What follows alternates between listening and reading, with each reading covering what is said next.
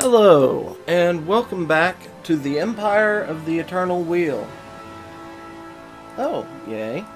Okay. I am Dswank, and I am in Stellaris. We have a couple of more new protectorates, and some things are going on. Interestingly enough, that happened a lot faster than last time. And you may be asking, what do you mean last time? Well, I was about halfway through the decade just sitting here playing, and the game crashed. Well, not the game crashed, the power grid crashed. So, I lost everything, even the file I was recording video for. I don't have anymore. I still have my audio, but only about 45 seconds of it. But I was in, actually wasn't 3 years. I was in, about 3 years in of events. No wars, nothing. I had discovered another ring world right here. And another ring world over here. No, up here. Right here. And had been dealing with that. Tranquility. Let's send the Pearl over. Survey system. And then I was over here. I needed to find a you, and you need to survey that system. But I now have 8 ring worlds in my territory that need to be repaired. I have this one, this one, and this one. I'm working on Zatmaka. Also have Ogusir, Azazel, and EHZW, and then I have Odlis down here. So 4 here, 3 here, 1 down here. But I can't really do anything with them until for 35 years. Or so, until I get the research I need to create more sectors and things like that. Seeing as nothing much happened, and I'm pretty much sat there, I had upgraded my ships and things like that. Most of what I'm going to be doing during this episode is actually just letting the game run. And because I really don't want to sit here and talk about the same sort of things over and over and over again. I'm going to take a look at the Heinlein patch. And Heinlein is the new big update that's coming out, well, in October, I believe. Early October, end of September. Patch focusing on addressing... Okay. For some time in October. So that gives me a little over a month to try and complete this game. So we'll see how that goes. But anyway, first things for the first Heinlein patch that they talked about. Auto Explore. You let your science ships automatically explore. That's fantastic. Rally points.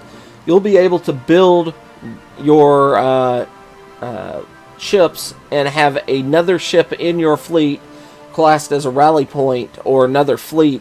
So once they build, they automatically head towards the fleet that they are to be reinforcing, which is really nice. Okay, Expansion Planner.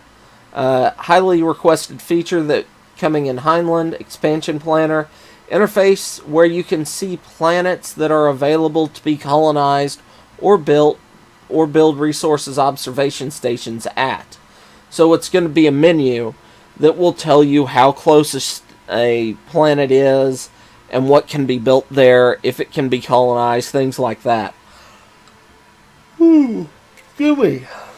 And they're going to be reworking strategic resources, which means that's going to kill off the legacy mod, which is what lets me rebuild my ring worlds and have a ring world as a base or a home world. So that's going to cause some issues there with the mods I'm using in this. So that's why I'm thinking I'm going to wait until Heinlein comes out and I'll start a new game then. Or shortly after to let mods catch up, things like that. Heinlein patch 2. They're talking about how they're going to be rebalancing the ships. Now, I'm expecting a community rebalance coming out that's actually going to be better than this. Because, and I reference Homeworld and Homeworld 2 a lot in this section, or going to. They're talking about their balance using, and ooh, was that a... Construction complete. Okay. Yeah, we'll do that. Sorry, I had to take a look at some offers. But you have corvettes, destroyers, cruisers, battleships are the base classes. And they're going to be changing it from them all being all right.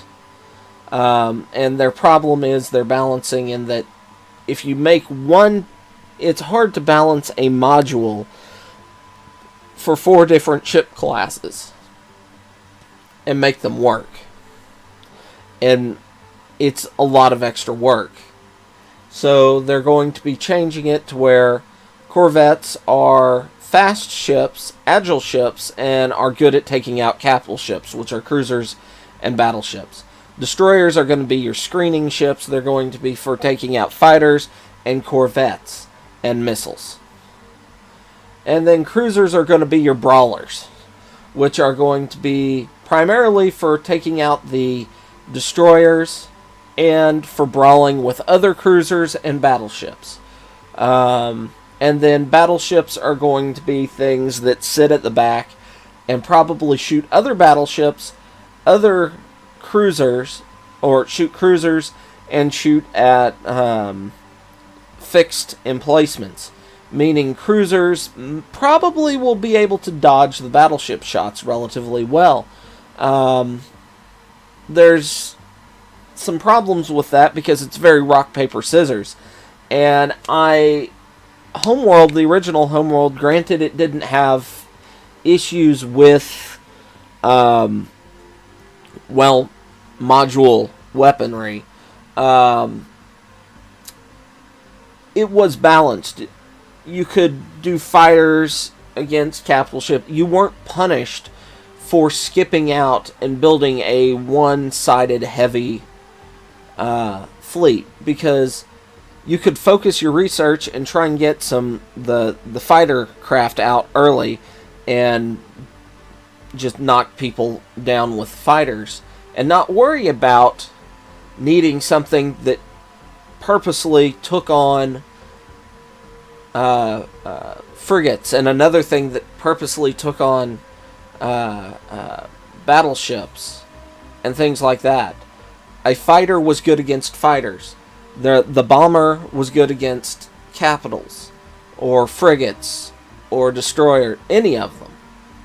And if you were lucky, your fighters could take on corvettes because they could still hit them and they didn't take a penalty to hitting them.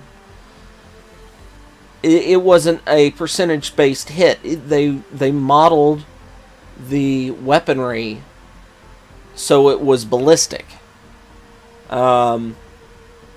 Homeworld 2 was very rock, paper, scissors, and that's one of the reasons people dislike Homeworld 2 compared to Homeworld 1. And this is becoming very, very rock, paper, scissors, just from the description. Now, the patch isn't out yet, so I can't actually make a claim on that. Let's see. Things that they're changing is weapon slots. Okay? Corvettes are good against cruisers and battleships. This is simplistically rephrasing what I just said. In order to make specialization possible, we have made a few changes to the ship design. First of all, we've added 3 new weapon slot types, and I'll be right back to that once I get more research going. Yeah, let's get that. In order to make this specialization possible, we have to make a few changes to ship design. First of all, we've added 3 new weapon slot types: torpedo slot mounts and energy torpedo weapons, which are short-range, extreme damage weapons meant to take down capital ships. They can only be used by corvettes and cruisers. Okay. I don't like that. I do not like limiting the ship hull types that can be used. I'm fine with the size types, mounting point size, but I don't like saying, okay, well, even though you have the right size mounting points here, this corvette can't use torpedoes. Or this destroyer can't use torpedoes. Because that, I don't like that. You're giving up a lot of creativity and freedom to help them with balance. And to me, this just, it seems lazy. Now, you could sit down there and crunch numbers and things like that, and nobody really wants to do that because it's not fun. Okay, now point defense slots, I'll come back to that. Point defense slots, mount point defense cannons. Oh, wow. Does that mean that the small ship, or the small slots, Aegis and Guardian and all those are going to change and only be allowed to be put in point defense slots? Will point defense slots be able to take things like other small guns? Because that was a fun trade-off for me building. Because if I bring this up and look here, okay, this is a corvette.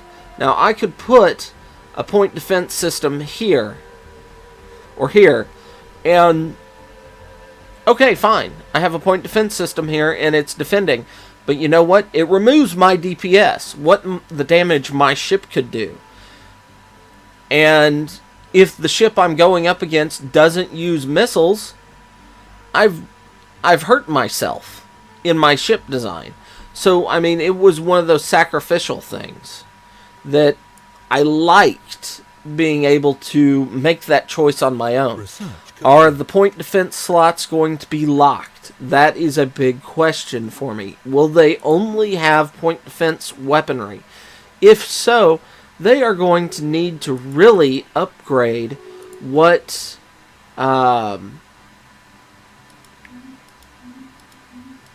sort of point defense weaponry is available. And that also makes me question the flak, the large mount flak systems as well. Because I liked building a flak battleship. That was fun. But right here they talk about retired couple modules we feel didn't fit the new design, so that they no longer possible to make a Corvette killer battleship. That is my choice. Yes, this section here sounds very much like they aren't playing the game the way we want them to, so we're going to force it. No. What you need to do is change it to where there's a reason to play it other than we won't let you do it any other way. Which I don't like. I don't like that setup. Extra large slots mounted massive long-range weapons that can only fire in a fixed arc ahead. such as the Tachyon Lance. So we're the arc emitters and mega cannons. Those are all suddenly being changed from turreted weapons to fixed weapons. So they're changing from something like Battleship Yamato or Star Wars, and granted some Star Wars ships did have fixed forward weapons, to something more like Halo. There's a lot more out there. I mean, Babylon 5, yes, they had fixed forward weapons. Okay. They shot plasma. They only had a couple of them.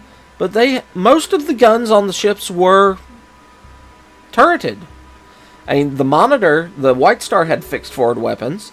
The Omega, they kind of had fixed forward weapons. You never saw them fire. They were the same thing the Narn Cruiser had for their fixed forward weapons.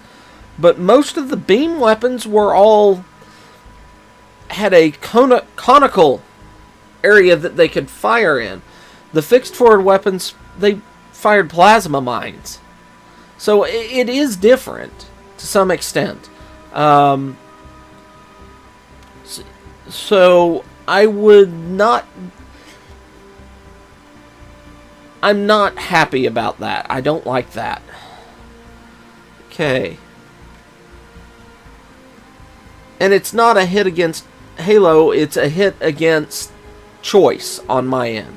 Utility slot rework. Now this is a fair argument. There's a lot of utility blocks or modules that suck. And they really don't do much. Like the crystalline hull plating, shield capacitor, the hull tissue regeneration blocks. The only reason why I'm even using them is mods. They make them better. But when you can have a couple of shield modules actually numerically be better for you than like having a shield or the shield capacitor, it stands out as that module is useless. If you're better off putting another shield there, it does make the shield capacitor useless. So they're also adding a new utility type called Afterburner that increases speed. So yay. And the special utilities like the crystalline hull and the shield capacitor, they're getting their own slot type, which I don't like that much, because we're not seeing this module gameplay and we want to, so we're going to, instead of fixing the module and making it balanced against the others, we're going to force you to use it, because we're putting in an empty module that only this can go there, and I don't like that. But they pretty much say that, because they're saying special utilities will use their own slot that is limited by hull size, so it will be balanced against each other instead of having to balance against the other shields and armor. They're saying, we don't want to do that, we're going to do something else. We don't want to do the balancing, we want to do something else. Okay, now, as part of these changes, we're looking over the balance of every weapon in the game, especially strikecraft, point defense, and creature weapons. Combat computers will be changed from being universal to being based on ship type, so computers will have a specific Corvette computer that focuses on boosting evasion. I'm not upset about this, as long as they give me more researches. Like, I have to research the computer, the Corvette computer, the destroyer computer, things like that. I'm fine with that. We're changing emergency FTL so it sets the fleet as MIA, meaning the fleet will successfully escape combat and will always be able to flee to friendly space rather than getting stuck and ping-ponged to death. To compensate, we're making it so every ship, no matter how undamaged, has a chance to be lost when you use emergency FTL, so it's always a risky maneuver. That's good. I like that. We're looking into creating special class of flagship. Okay, I like that too. We're looking at balancing different FTL types and making it less hard to catch enemy fleets. Okay. Making speed dependent on how far away from friendly space you are. We're looking into fleet formations and some basic orders. Okay, fleet formations, that's good. I like that. Now we're looking at ship designs, and they note that the destroyer is not fully done. But some of the modules are going to be changed significantly. The cores. So, here we have the Corvette. It's got a small gun in the front. And a torpedo slot. Woohoo! Ooh, I don't want a torpedo. I don't want missile weapons. I want a lance. Oh, nope. Sorry, you have to play it this way.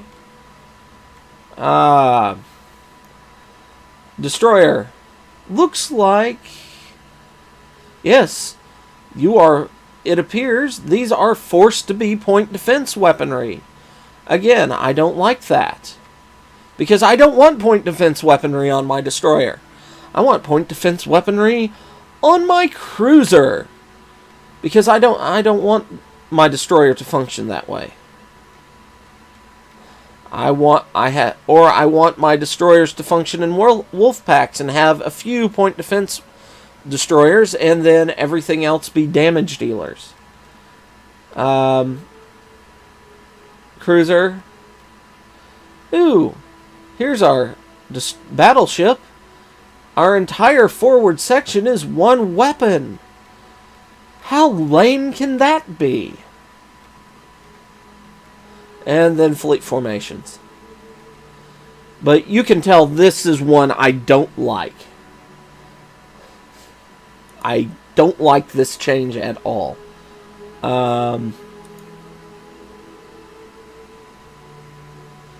Nope. Nope. Okay. Heinlein Patch 3. Now, this is more diplomacy stuff. You have... They're basically reworking federations a little bit. And... they talk about how federations and alliances are not well done. Alliances seem like a forced step between Federation and defensive packs. And so they're getting rid of it. And you can start forming a Federation immediately upon researching the technology, and you can invite people in. Federation association status. This is how you relate to the Federation based on your standing with the various members of the Federation. They're also changing planet habitability, which I like. I like this as well. They're changing from the circle of the planets to 3 styles. You have cold, wet, and dry. And in wet you have tropical, continental, and oceanic. In cold you have alpine, tundra, and frozen, I believe. And dry you will have a boreal, desert, an arid, I believe. No. Savannah. Arboreal is plants, lots of plants. So savanna, desert, and arid here. And how it's going to work is you select your preferred world, and you have 100% or 80% compatibility, and then others in your climate will be 60, so wet. If I chose continental, oceanic and tropical will be 60, and then anything in the dry and anything in the cold will be 20%. So, oh hush. Okay. Now they're also doing some changes to set up the galaxy. Changes, old game adage, blah. More player choice is always better. Except you're taking away choice with ship design. Yay! We do not actually agree with this, as adding unnecessary, uninteresting choices can... Okay, well... Well, it's clear you don't agree with that, because you're taking away my choices on what I want when I build my ship. Because you're lazy and you don't want to balance things easily. Or balance things to make it... You don't want to do the work, so I get punished. The following new galaxy setup options are planned to be included in Highland. Maximum number of fallen empires, chance of habitable worlds spawning, whether to allow advancing empires to start near players, whether or advanced empires, whether to use empire clustering, whether in-game crises should appear. Okay, and then you've got some sector management stuff, such as whether it's allowed to build military stations, so there will no longer be military focused sectors, whether the sector is allowed to build spaceports and construction ships, whether the sector is allowed to enslave and emancipate. Okay. And then the final Dev Diary that they've posted so far on Heinlein, talking about the fallen empires.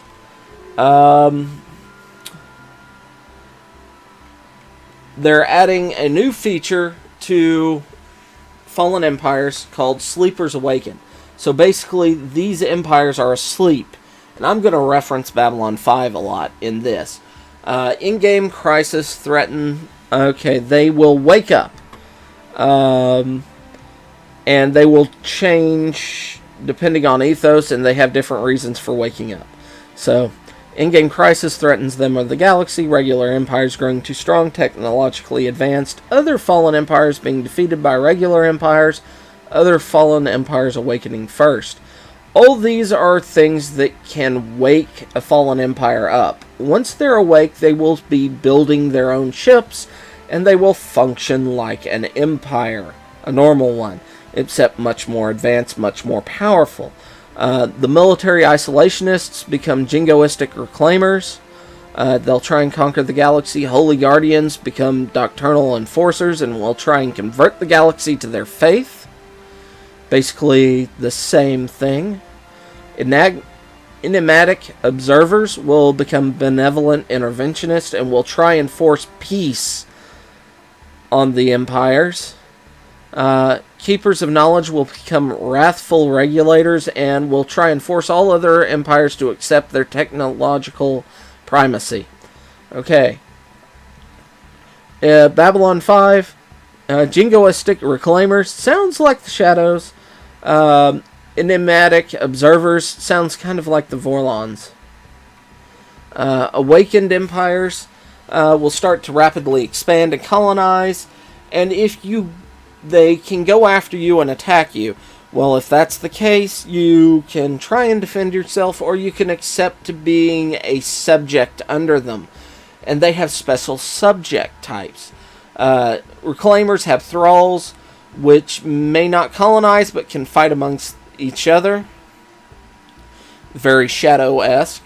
Doctrinal enforcers have dominions. enforce spiritualistic ethics in government. Benevolent interventionists have signatories, subjects who may not wage war, enslave, or purge, but otherwise are independent. Watchful regulators have satellites, who must pay a share of their research to the Overlord and are ban AI. So, let's get rid of that. Fallen empires will start trying to conquer the galaxy, and that's what they'll do until they're defeated by a coalition of lesser races or one really big hammer. Other events will cause them to change their plans, such as the presence of an in-game crisis or the start of the War in Heaven event, which I will discuss once I get down there. Personality changes. There's some balance differences and things like that. You can get some quests, such as Keeper of the Knowledge and Enigmatic Observers will sometimes contact you and either give you a task, for example, hunt down a splinter faction of their species, or recover a cache of technology from one of their old worlds, or make a demand, for example, one of your populations for a galactic preserve. Completing the task will result in an opinion boost and a reward, such as a technology or perhaps even a Fallen Empire ship, which is kind of cool. While repeatedly rebuffing their demands may result in a declaration of war to put you in your place. The awakened version of these two will take on characteristics of the old non-awakened versions with blah blah blah. So, they go to war. Design changes. They weren't happy with the design of the ships for the Fallen Empires and their avatars. And ultimately, their ships were inferior to what a regular empire had that had been around for 200 or 300 years, as we can see in this game. And the way they fight is a little funky, so they've stylized each faction to have their own weapon system and things like that. Not weapon system, but weapon style. Isolationists combine afterburners and projectile weapons to get up close to their foes and tear the ships apart at point-blank range. Additionally, a whole new ship class called the Titans has been introduced, which is for now exclusively a new weapon for Fallen Empire arsenal. Titans are enormous ships, the equivalent of several battleships, extremely durable and armed with a vast array of lethal weapons. They will sometimes be found in starting fleets of Fallen Empires, and awakened Fallen Empires will be able to build a limited number of them. So, big ships.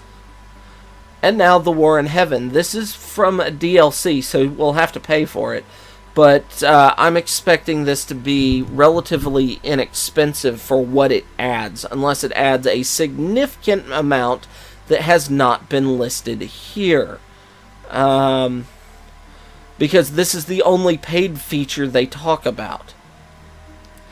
They've talked about what happens when one Empire awakens, but what if two do? Then, if you have the DLC, the two empires wage war against each other. Think Babylon 5, Shadow War.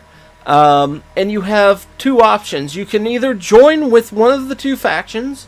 Well, actually, you have three factions. Three options. Join with either of the two factions. Join an alliance of races that are opposing both in their infantile war. Or you can try and stand on your own. Now, eventually the war is over, and it's a big cataclysmic event that will shake the galaxy. And the war won't end just because a few worlds have been captured or battles won. It will be a fight until one side is gone. And whichever side wins, they will be very happy and helpful to the races that help them. They will be very oppressive to the races that stood against them. So, that could be a very interesting, very interesting addition to play. And as far as I can tell, that's the only thing that DLC will add, which is not a problem, but I'm expecting it to be very cheap because of it. So, let's take a look at the Fallen Empire here. And take a look. What do we have? We have these fleets. Here and here. Heck, I have a single ship that is meaner than some of their fleets. Most of their fleet. So, that is why they're doing that. Let me check my research. 2 months. So they're changing that up, and I'm looking forward to it. Now, something I'm going to do is I'm going to go ahead and go through and start resetting or rebuilding my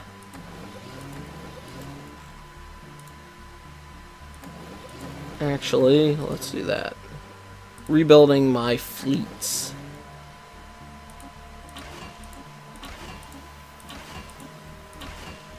Or not rebuilding, but designing my fleet.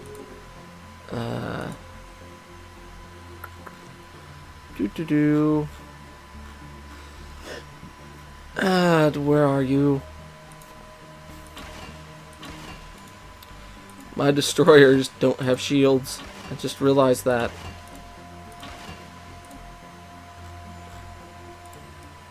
No, we want that. Alright. Let's do that. And grab you, put you there. I know it's kind of funny in the fact that I was complaining earlier about weapons with this, and I have point defense guns and heavy weapons, but that's just the way I went this time. I like having options, and I feel that the changes that they discussed take away my options. Alright. Let's see. Move you there. Now. Boom. Boom. Boom. Boom.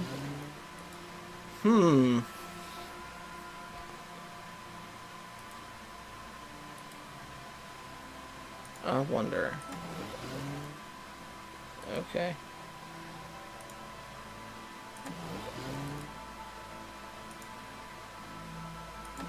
There we go. Perfect. Yes. Alright. Cruiser.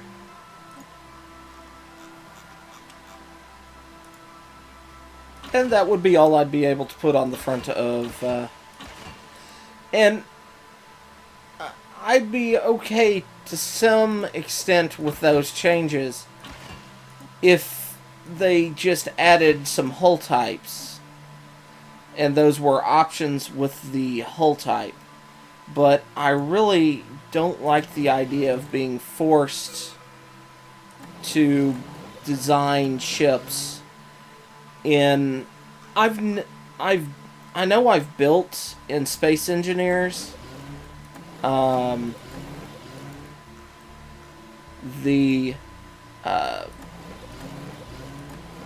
of the ships that are spinal mounted weaponry. I don't have a problem with spinal mounted weapons on a ship that, well, I am...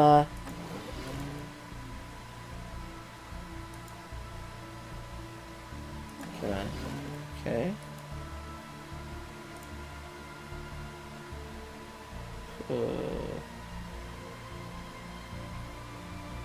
What should I do? Because that adds a huge amount. There. If I did...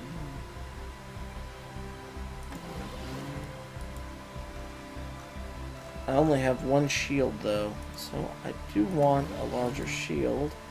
So I guess get rid of some armor. Yes. And I lost track of what I was ranting about.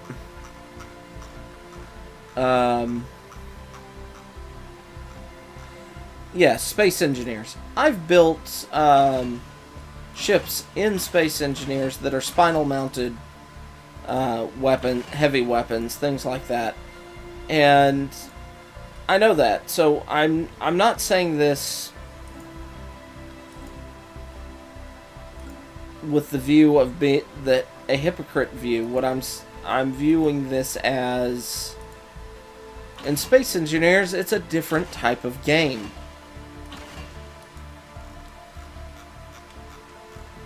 I am not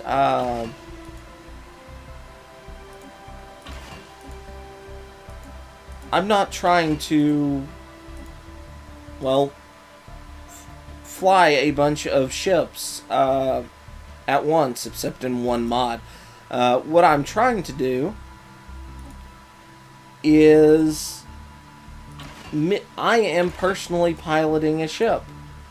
Okay, that is where the issue comes up. Is I am piloting the ship. Spinal mounted work in that setting.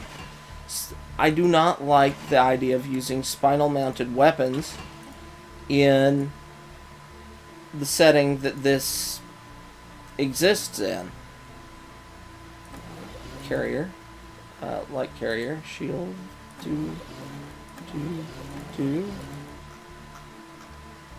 Energy weapon, or energy, not weapons, but Oompa Loompa.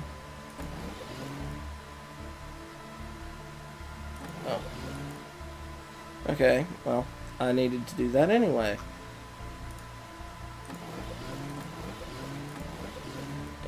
I'm gonna get rid of that. Question. Can I do that? Yes. Oh, this is gonna be tight.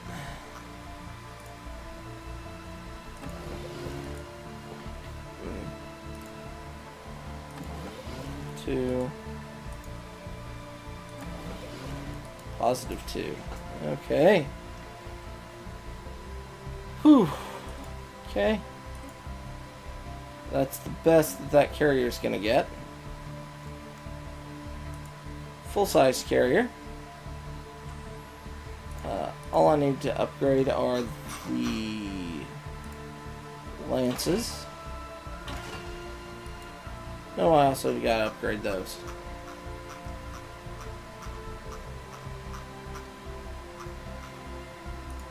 But in a strategy game, spinal mounted weapons don't work that well unless your engine, the drive section and the maneuverability for your ships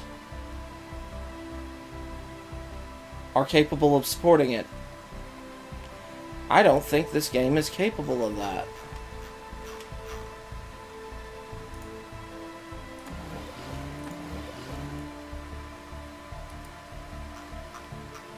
So,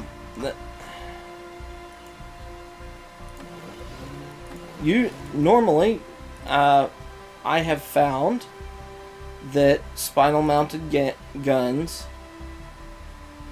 in strategy games, anything that is a marginal real time, just increases the frustration. And I just noticed these. I wonder if I've skipped any of these.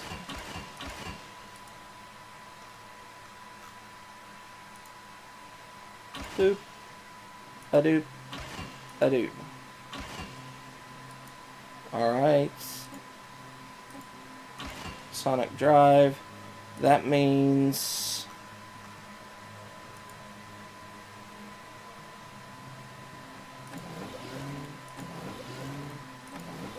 Alright.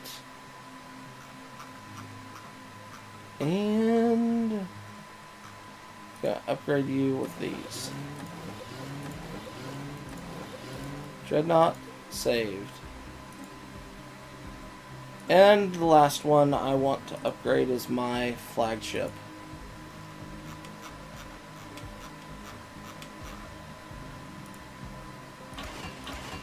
I have a very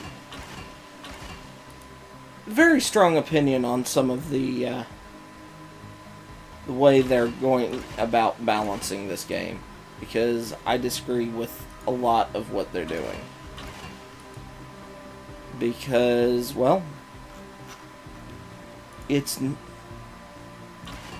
it's not fun anymore,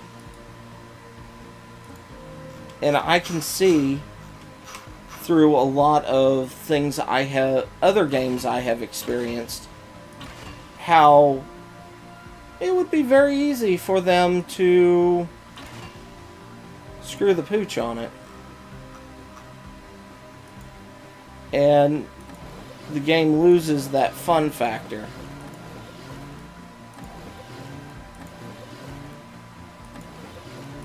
There we go. Good lord, I had to ditch a lot of armor. But I still have good armor score, so... Oh, more research. Do that. Alright, now... you... Oh, I lost Azazel. I guess I don't own Azazel yet? Or did I? Did I get distracted and forgot to do my bit? Possibly.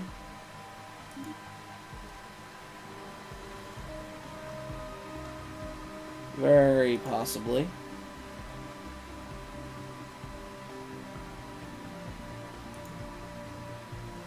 Now the question here is... Alright, let's go ahead and move you down.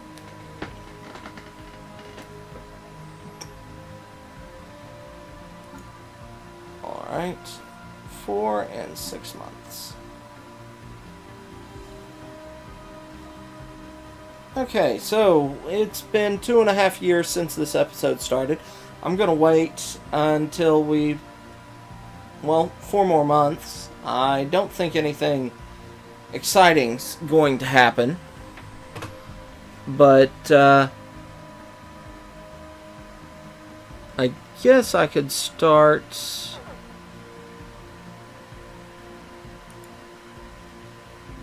sending fleets to different areas for refit. Send you here.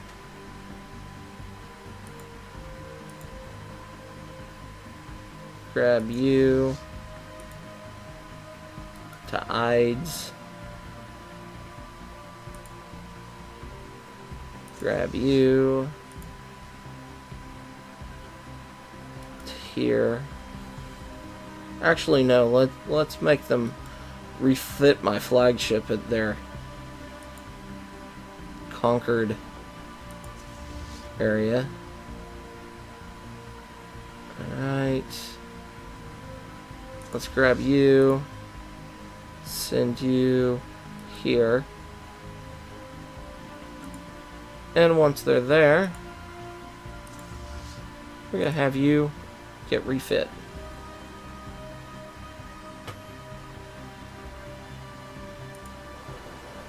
Alright, so I'm going to go ahead and upgrade these.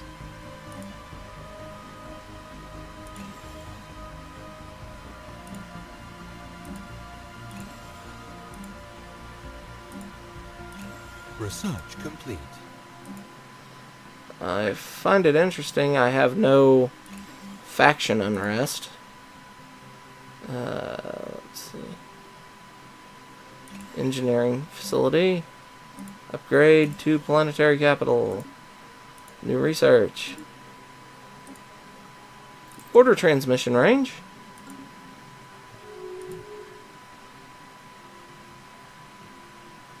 Okay.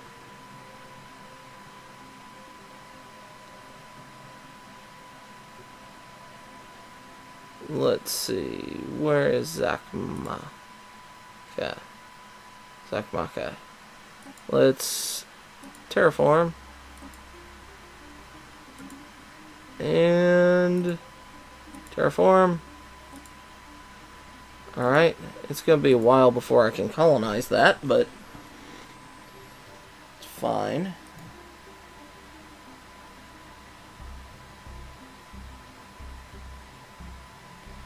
May just run Tranquility over to Zakmata.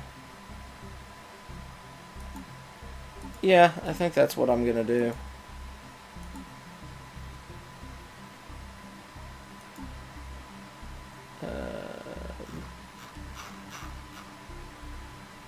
Tranquility.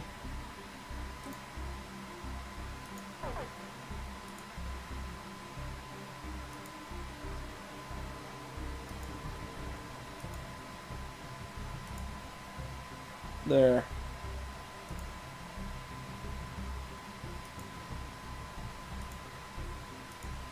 That way I can actually work on these.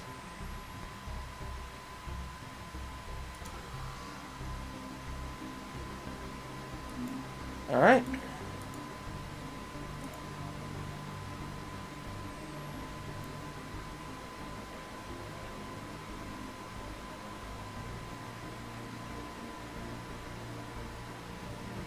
Now I'm going to also do some rework on Tedris. Give you that.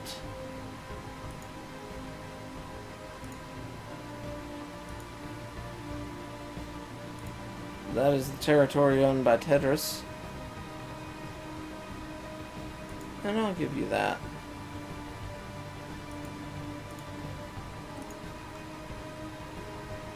And I'm gonna go ahead.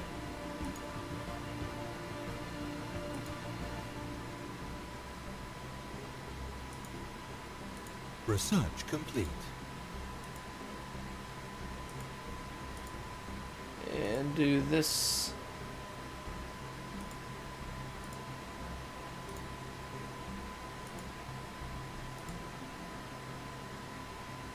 Right there.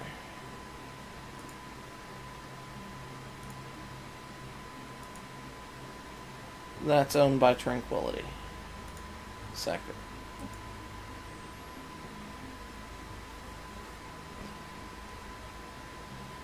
Okay.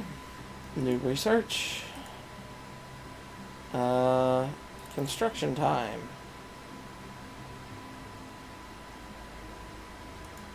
And as soon as that is good,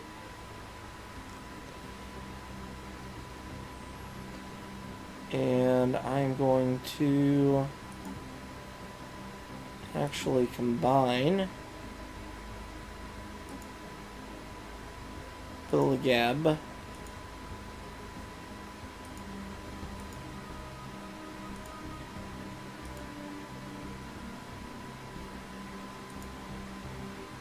Right here.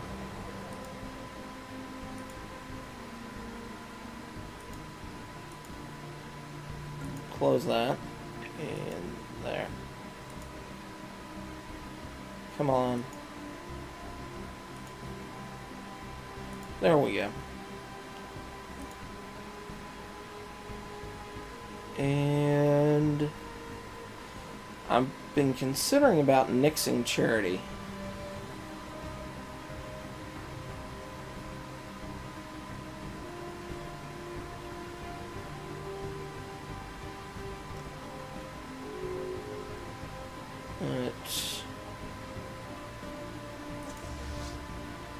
Okay.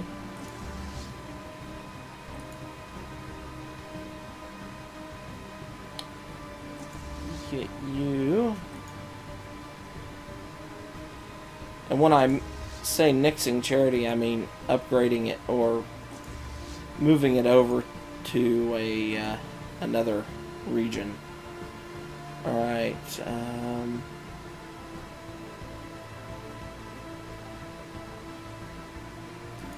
Empire.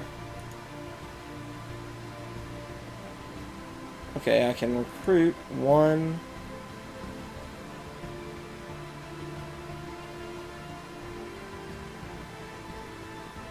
Yeah.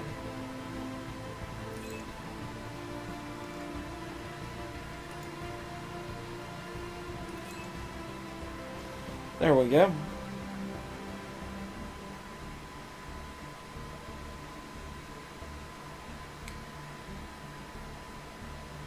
Okay.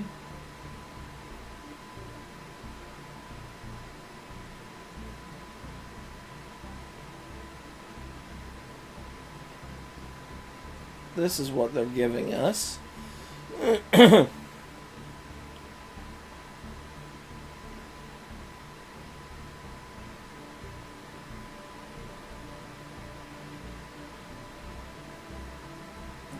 Alright, let's have you start giving us some.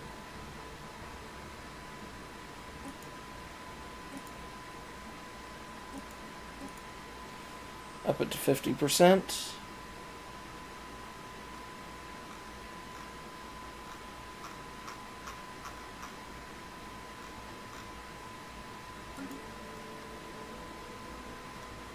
All right.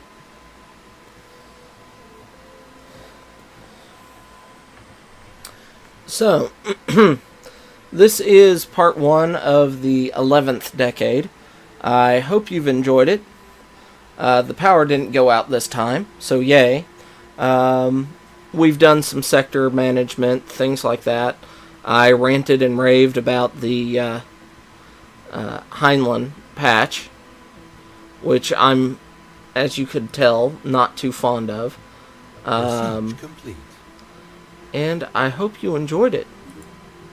If you did, go ahead, hit like, subscribe, leave a comment below, tell me what you thought, tell me, well, tell me in general if you enjoyed it, and I will see you next time. Until then, bye-bye.